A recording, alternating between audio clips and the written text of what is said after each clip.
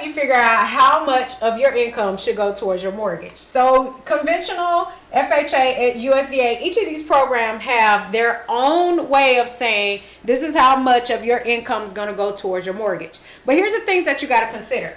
These numbers take into account, this is your debt to income, right? So if your debt, this is your monthly payments that you're making, $1,500, right? So your income, your gross income, before taxes, insurance, all of that's taken out.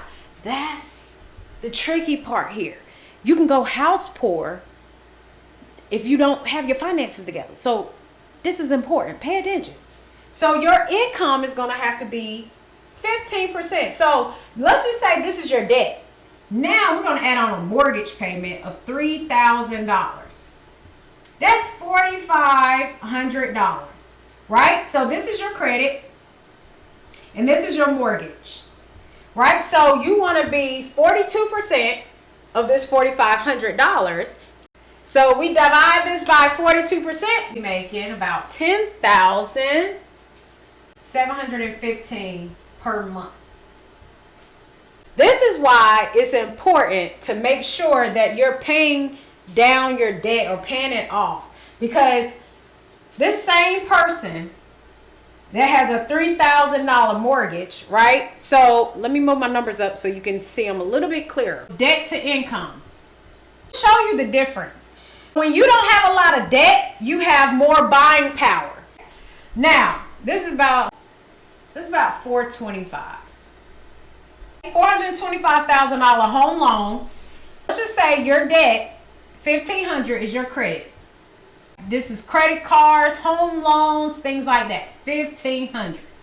And then your mortgage is $3,000. I hope you can see this. Hope you can see it. I'm sorry if you can't. When you have debt that's high, that means your take-home income has to be the $10,715 gross. So let's look at it in terms of you don't have a lot of debt. I'm going to say credit. We're going to say debt. I only got my student loans in a car. Now, let's just say these is part of your student loans, because that's a big thing for a lot of people. Student loans has been tearing you down. It's usually in deferment. If it's in deferment, it's 0.5% of that balance.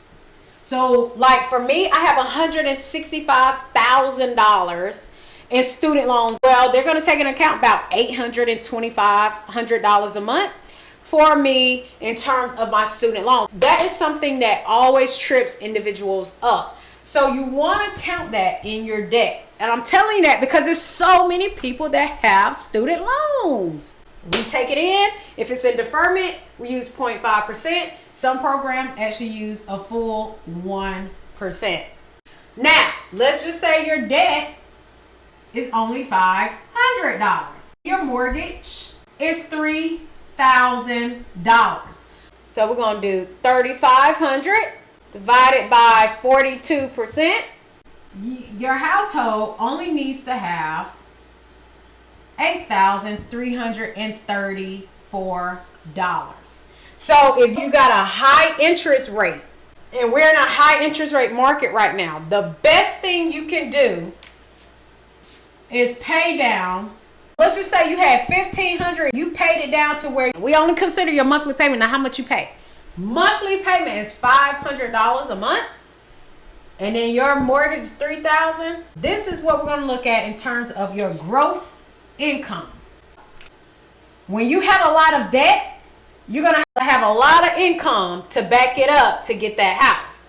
But when you have little debt outside of your mortgage, now you don't have to have as much income every month in order to qualify for that home loan. Start with your debt first. Clear that out. We look at the monthly. You start clearing that out, you're going to have more buying power in terms of your mortgage.